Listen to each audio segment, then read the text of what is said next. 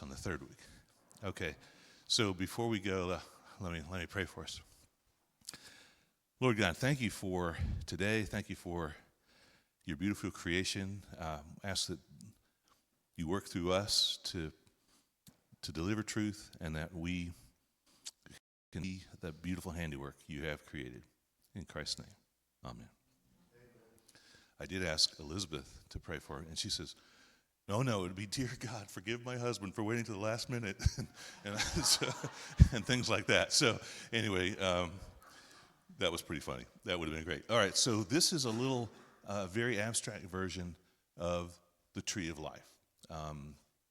Like in the evolutionary theory, we literally, somehow, magically, life started, and then it slowly and inexorably became hugely variety, so that we all literally have, an amoeba ancestor back there that we share. We and bunny rabbits and sharks and fungus are all related. So that's a pretty bold statement, and it's the orthodoxy of the day. I like the Far Side, so there's a nice version of Joey showing his family tree. So just very condensed. Grandma Ross is a little scandalous. Not sure who the father is there, but anyway, Uncle Andy has a tail still, and I love how my sister looks a lot uglier than me. That's a great little detail. So this is the cartoon form of the claim, that these progressions were made. So it's pretty astonishing. But today I'm going to be sort of the pro side. I'm going to try to present it fairly as a hypothesis, and then Barbie will give it a fatal blow in her talk. And then we're not going to stop there. Next week we're going to go, it's so important, we're going to go over lots of other aspects of it where it has some support but also some fatal flaws. So here's the plan. Previously we talked about, so I mentioned that the three humongous mysteries is, where did matter come from nothing? Where did life come from death? Where did complex life come from simple life? So the matter from nothing, Big Bang, or ginormous kablooey, as Calvin calls it, Calvin and Hobbes, not the philosophers, the kid and tiger, was covered, and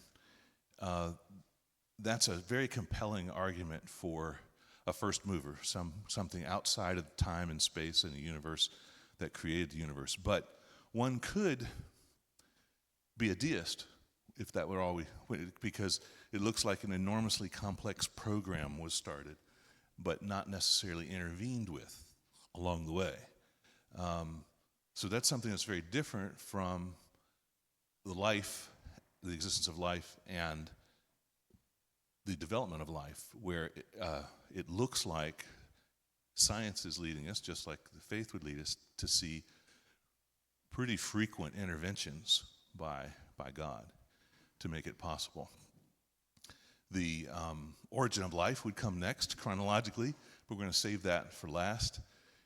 That is the weakest point of the materialist argument. Just to give you a spoiler alert, they have no idea about the origin of life and are just pretending to. So we'll look at that scientifically. And then 2 weeks we're going to spend on evolution. You'll see that we'll get into some of the other aspects of it. Look, when you're doing a hypothesis about different explanations for something, you try to say, what are the consequences of this? What would things look like? What should the evidence look like? And then you go and look at the evidence and see which way it supports. And so we'll be doing more of that in very scientific ways. Again, using just science. We already know that Scripture is true, but if we were to listen to just science, what would that tell us? And the conclusion I hope you come to is that the evolution of mechanism is impossible. The evolution as a mechanism for doing what it claims to do is impossible, and I think most scientists actually know that, but They don't have anything better that's materialistic, so that's what they're going with. Believing that only matter, only things you can see and touch exist. That there's no spiritual realm, there's nothing supernatural. Yeah, that's it. Okay. I put up there a resource that I really like that made a big difference in my life, Reasons to Believe. And it's just reasons.org. It's kind of a scientific genius guy who was on the spectrum and came to believe in Christianity because of the science in the Bible. So he's a real interesting character. I've met him. I visited his headquarters in California. He asked me to write up something for him. I never got around to it, but he's a great guy, and those are great resources. And that's a old Earth creationist. So we believe the Earth is 4 billion years old, but that science points to God. So I think it's a great resource. There are a lot of good resources out there, but you have to know the perspective they come from to know how much to run with them. All right. So it's not advancing. Maybe I'm poking it wrong. No? Can y'all advance it? Okay. So, the ichthus symbol for Christianity that was a secret way to communicate, and they've got the modern Darwinian version of it, which you see on some bumper stickers. I think that's really clever. I mean, it's wrong with the little feet on the fish, but it's you got to admit it's pretty clever. So, what are the stakes of this battle? Well, apparently, my brother-in-law collected all these things and sent them to me. So I thought they were pretty impressive. The number one reason for young people walking away from faith is lack of scientific evidence. They see a conflict between that. Number two, specifically the theory of evolution. And those together lead more people to reject belief in God than the massive, dilemma of suffering, disease, and death, and so forth. Now, that's a 10-year-old poll, but I still think there's got a lot of weight to it. Most Americans believe that science and religion often conflict, and half church-going teens say that the church seems to reject much of what science tells us. So I think it'd be really helpful if we could really talk about science and also admit where we think it's leaning one way or show that it's really revealing another way. And so that's my goal, is to focus on science and show how it helps faith rather than hurts it. All right, if we can go forward a step. I don't know why this has stopped. Okay, so here is a tree of life. It's a little hard to see the details, but the closer to the center, the longer ago it was. So the present is the outside, and those are all the living things arranged in their kingdoms and families and phyla and so forth, different colors for different groups. And the deeper the thing is, the longer it's been around. And all of the branches are from fossils and things like that. So it's a very compelling and beautiful story that evolution has to tell, that we're all one family, and it took time, and there are branches and connections, and humans are way over in the mammal side over there and very, very shallow on the list. But it also, they note a lot of different huge events over geologic time of mass extinctions and the Cambrian explosion. And we'll talk more about the Cambrian explosion.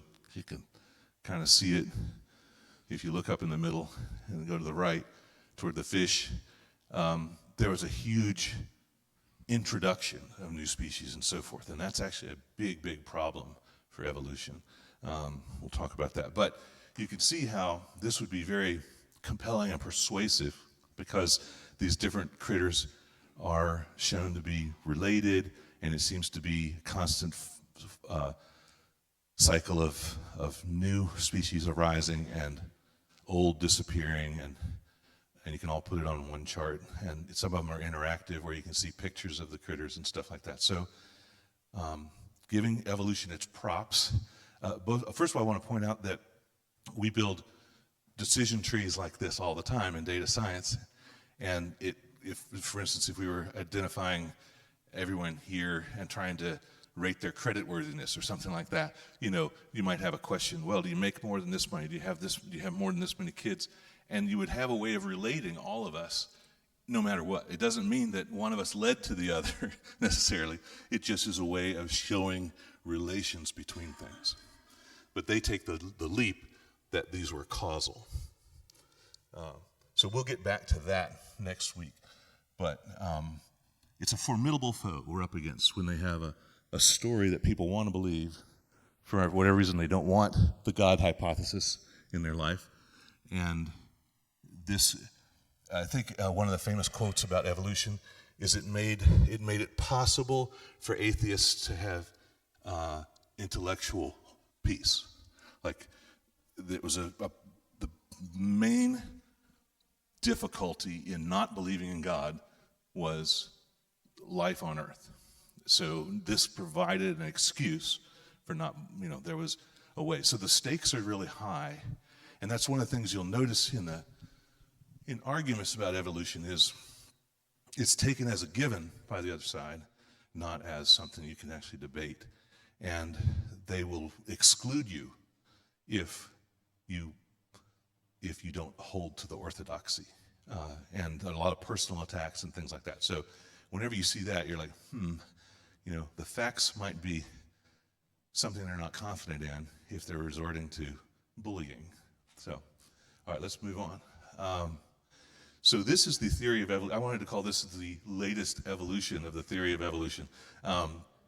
Darwinianism, actually, in its original form, has been completely discredited. Now, that sounds pretty, you're like, wait a minute, I've been taught that it's the way, it's known. Well, they've had to adjust it as new information has come in. And that's fine, that's science. Normal science, has hypotheses, and then more evidence comes in and people argue with it. When people say settled science, again, that's a bad sign, because you always want to be open to new information.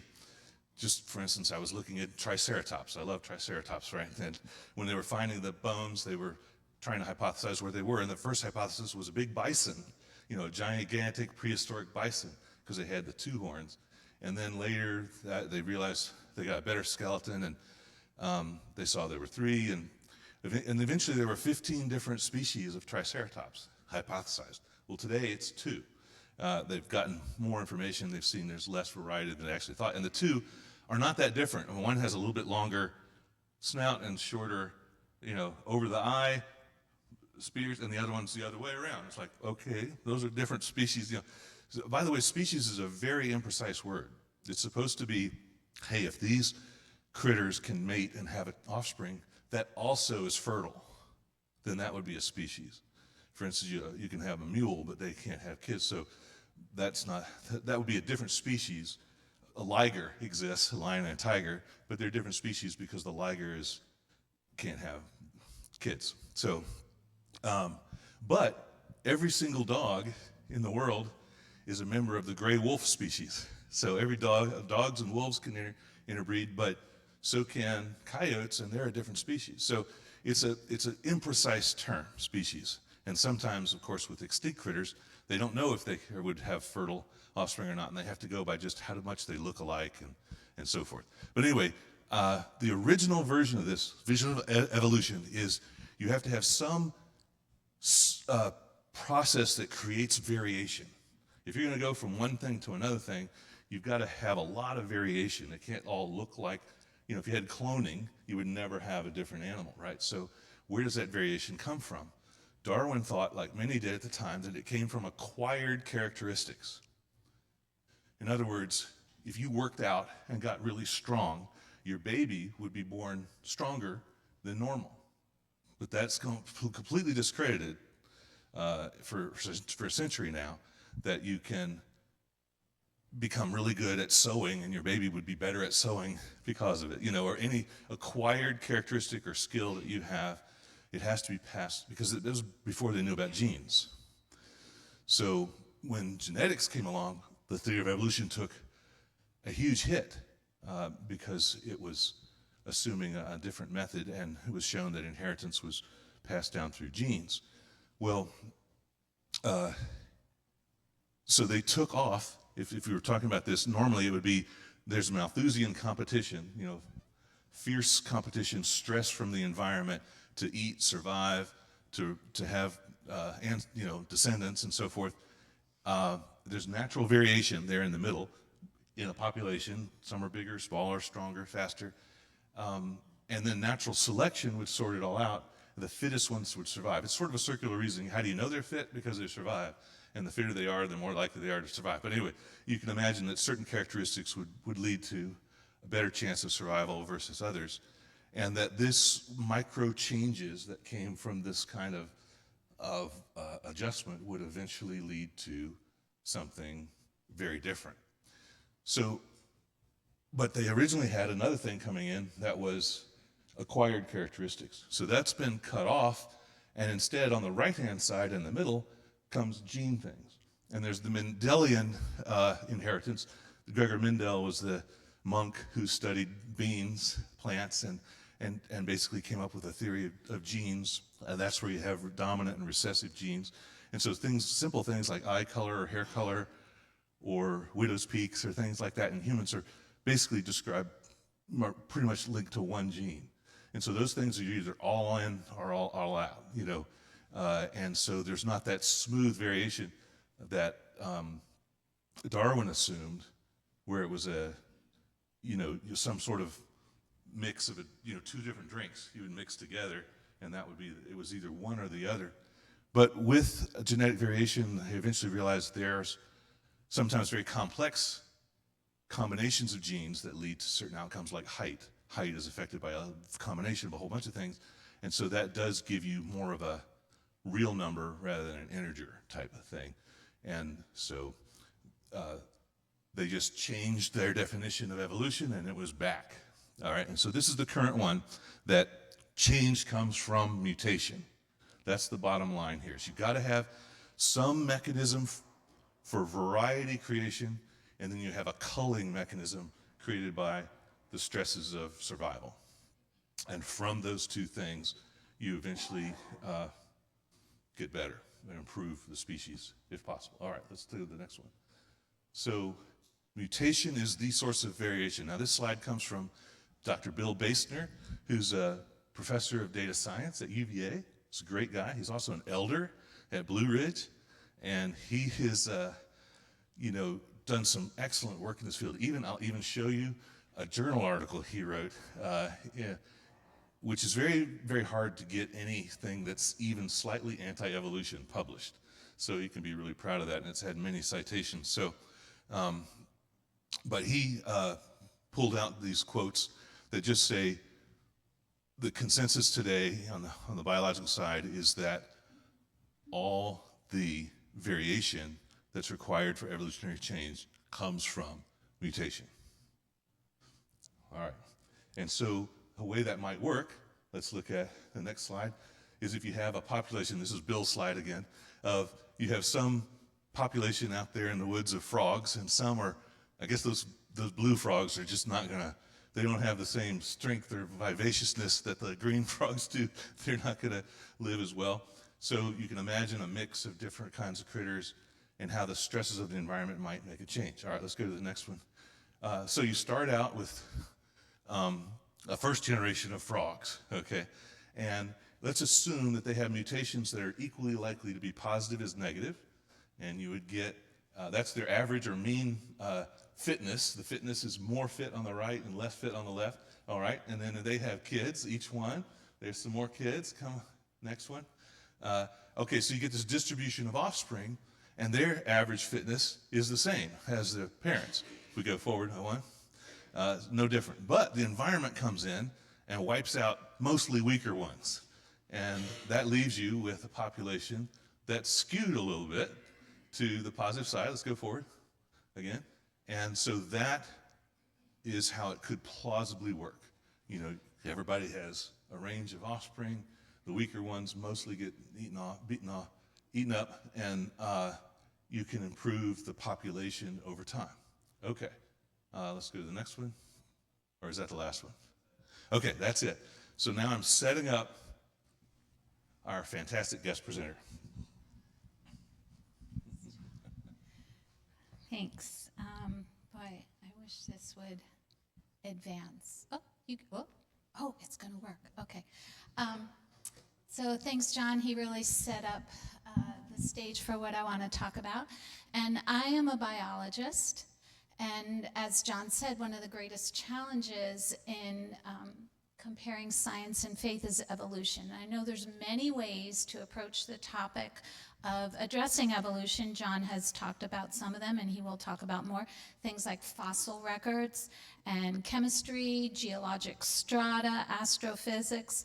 But today I want to talk about genetics, and as John set up, because genetics is the basis for the natural variation that has become the linchpin for evolution. And let's see, and it all started with Darwin and his observation of variations among individuals in a population, the famous Darwin's finches. But since then, evolutionary biologists have contended that natural variation is the basis for substantial changes in organisms and ultimately to new and more complex species. And this is where it becomes uncomfortable for many people, because we do see natural variation all around us, whether we look at trees or insects or animals or people. So if natural variation is possible, does that mean that evolution is possible? And so to understand what natural variation is and is not capable of, we do have to look at genetics. So as you know, the blueprint of life is DNA, and that controls all the cells and functions in any organism. And DNA is what gets passed from one generation to the next. DNA exists as long strands of nucleic acid base pairs, kind of like beads on a string. So in this picture, the colored bars, the red and purple and blue bars, are the nucleic acid base pairs, and these are important in understanding variation.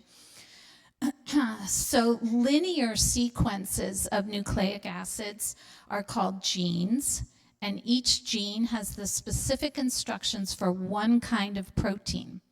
The entire human blueprint contains 46 strands of DNA, and that comprises about 20,000 different functional genes, as well as many other genes that exert effects on the functional genes.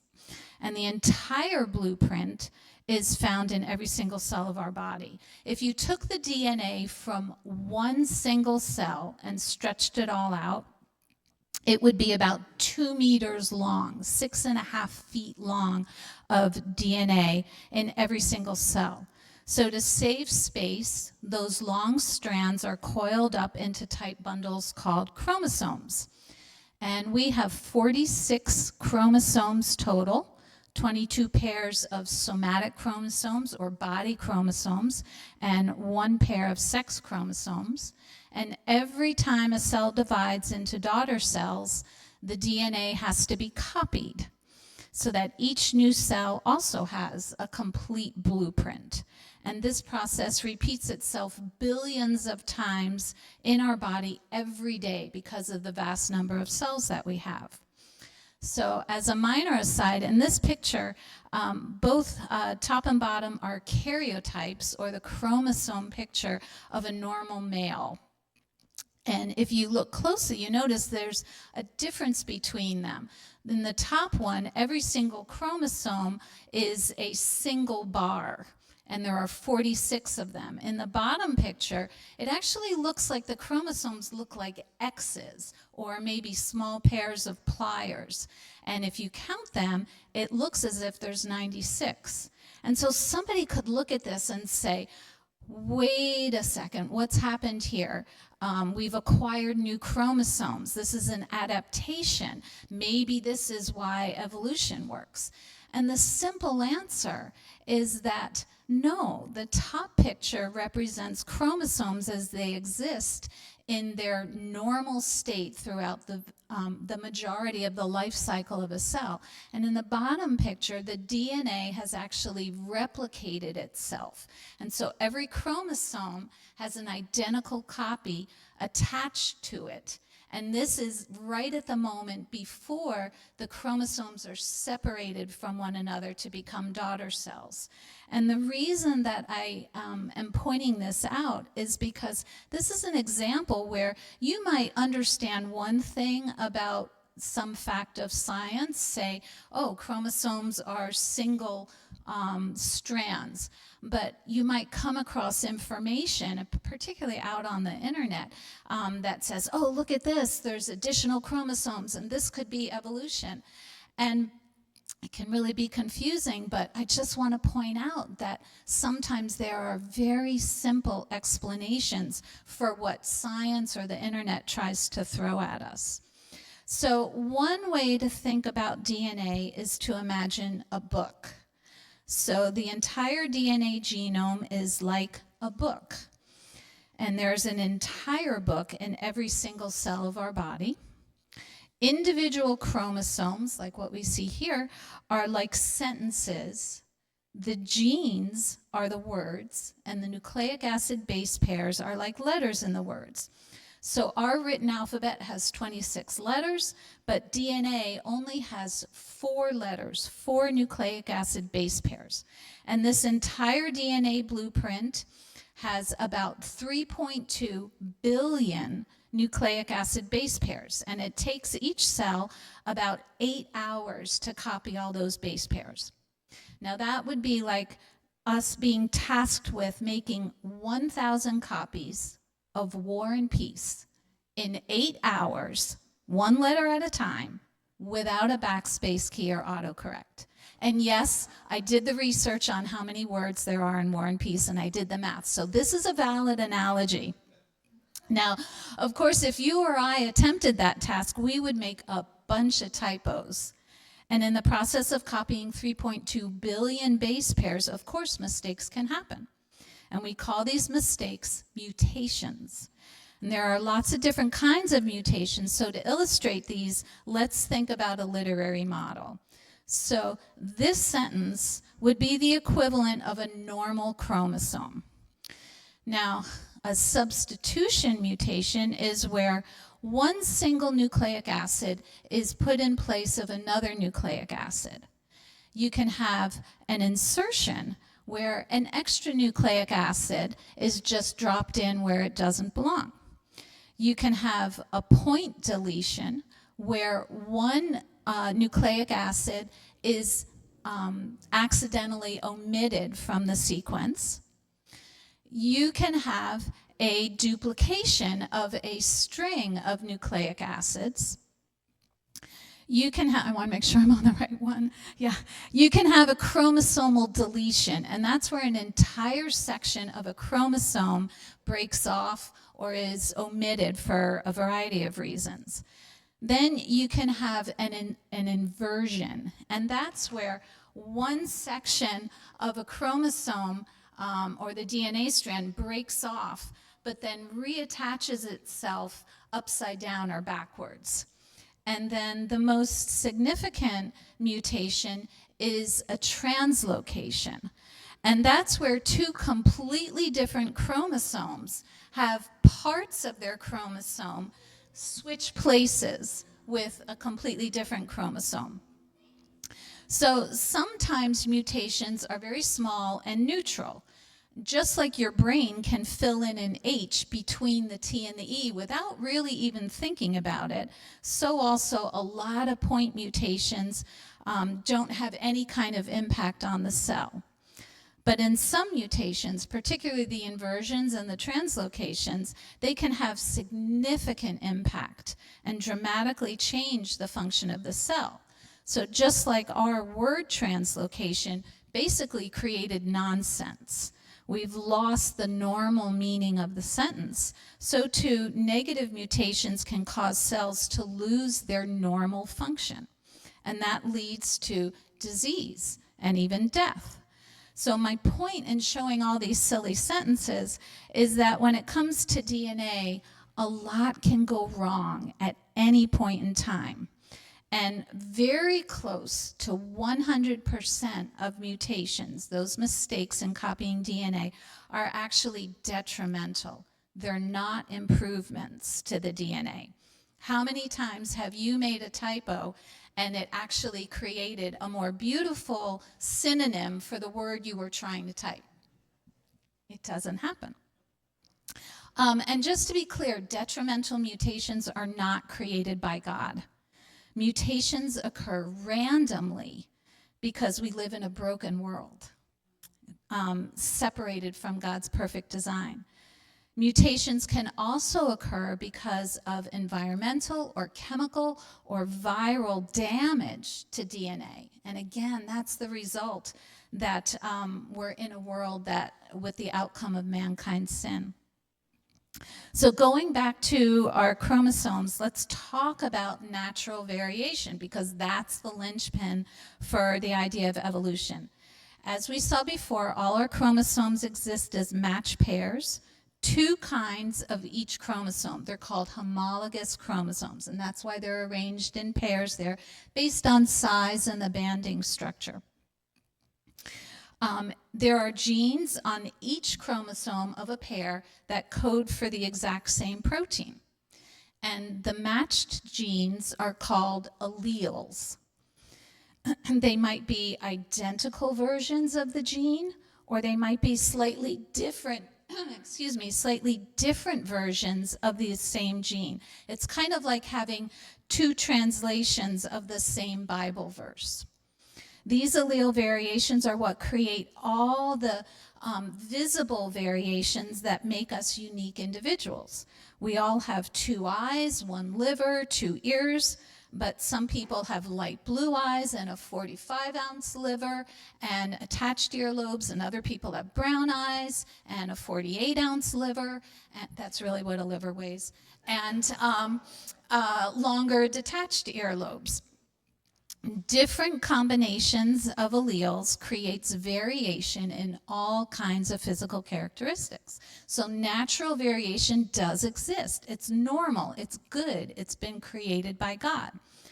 But evolutionists try and take natural variation of features and turn it into the foundation on which substantial changes happen to turn something like fins into wings, and eventually one species into a completely different kind of species. But natural variation is insufficient to support that kind of dramatic change. God put very specific boundaries on natural variation. We might all have different colored eyes, but we all only have 2 eyes, and they're on the front of our face. Nobody has a prototype 3rd eye coming out the back of their head, even though some parents might really like that. And there's other problems with evolutionary arguments. We know that the vast majority of known mutations are detrimental. They cause things like sickle cell anemia, cystic fibrosis, kidney disease, malformations of the heart, other organs, tumors, immunodeficiencies, metabolic deficiencies. The list is really long, and all of those things can result in death. But if evolution really exists, it means the mutations would have to be beneficial. There are thousands of detrimental mutations, but evolutionary biologists are very quick to point out there's a handful of beneficial mutations that we know about. One of those is the CCR5 gene mutation that provides resistance to HIV infection. Evolutionary biologists love this. They tout it as a clear example of a positive adaptation that leads to a better organism. Therefore, by extrapolation, we could say that massive macroevolution must exist. But what they fail to tout as loudly is that while CCR5 does reduce the risk of HIV infection, it simultaneously increases susceptibility to other common viruses like influenza or Epstein-Barr or rubella. You're far more likely to be infected by influenza or Epstein-Barr than by HIV. Well, some people would say, well, what's getting a common virus compared to not having to suffer from HIV? Getting the flu is not a problem. But getting a common virus is only a non-problem because humans have this unique habit of caring for the sick and the weak. For evolution to be true, it has to be demonstrated in the wild without any kind of positive intervention. But long before medicine and vaccines and surgeries and proper nutrition were ever developed, many, many people died very easily from very common things, very common infections. And they died very young from simple things like influenza or the infection that from a cut in your finger that goes septic and causes organ breakdown.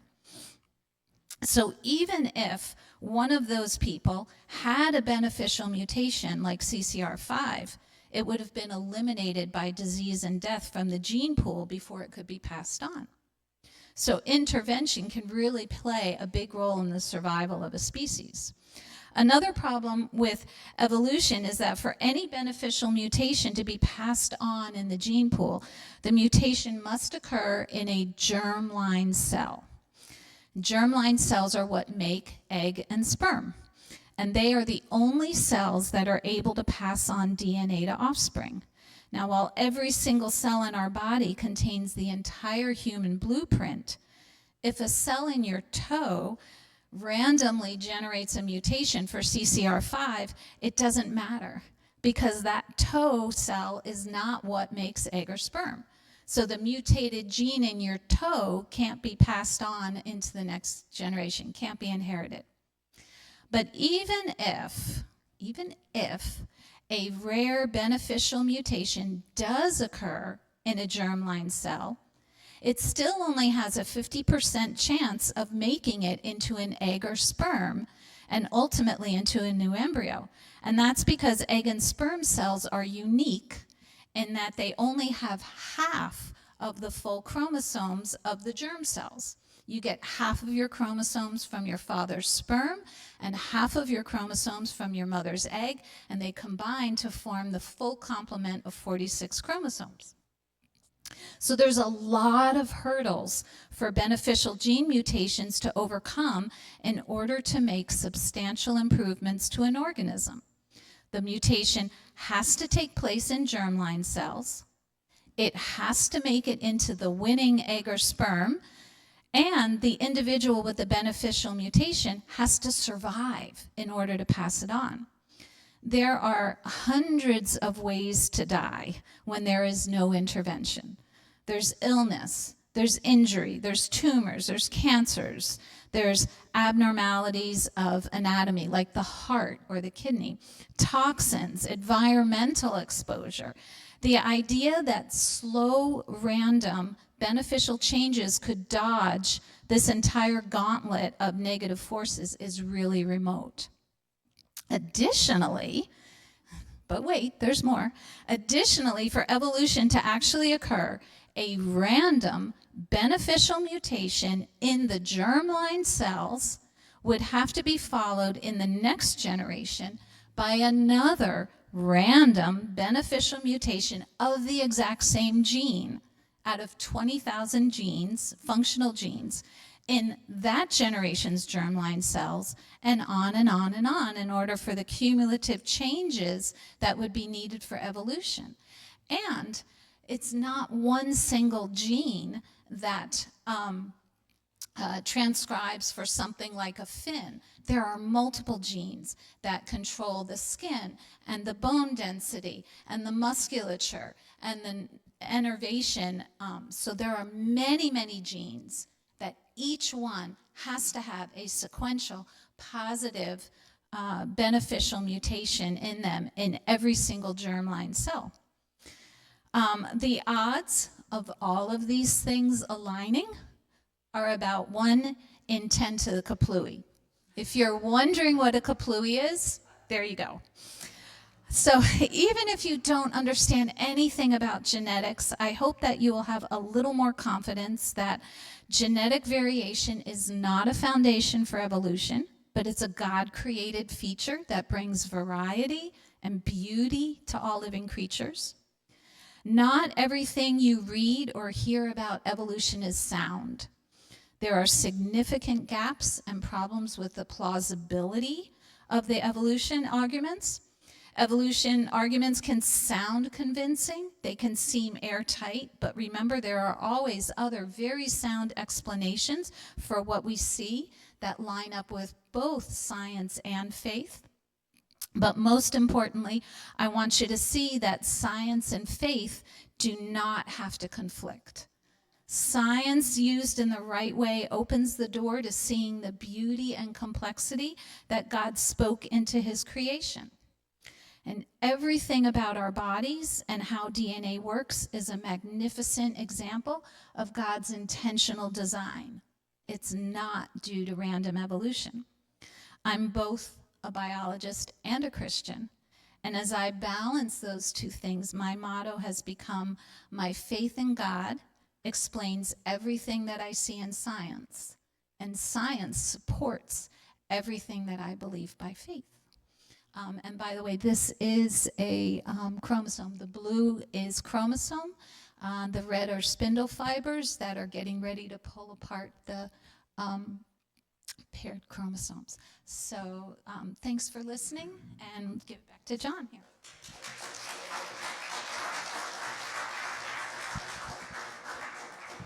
That was awesome. And I don't want to, we should end there, but we got to get back to those frogs, because we set up the frog thing as if mutations were equally positive and negative. What happens if they drift negative like they really do? The real world, it's like 1,000,000 to 1 odds that it'll be negative, and the positive is like is a stretch. So we start out with our frogs, and they have descendants, and you can see the descendants are skewed a little bit to the left, and so the mean or the average fitness goes down with each generation. Now, natural selection applies, and the weaker ones tend to be killed off, and you're left with a population that is better than it was before death and destruction and predators got there. Anyway, but now the mean is still to the left.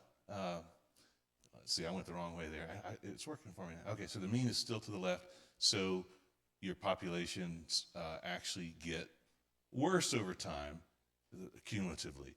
And Bill Basner ran simulations using the probability of negative mutations and so forth. He and a biologist, and they showed that there was this negative drift in the baseline quality of the population over time, and got that into a journal, the Fundamental Theorem of Natural Selection with Mutations. So, and that got a lot of comment. One group wrote a paper saying, we don't like what they're saying because they seem to be against the whole idea of evolution, so they instead of saying what did they do wrong with their science, they just kind of complained about it. But anyway,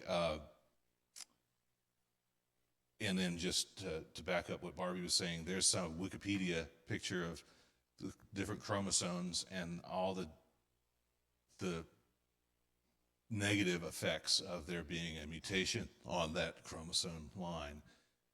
And basically it's so great that 2/3 of us have some kind of negative health effect due to inherited flaws, they believe. So it's amazing. I think we should,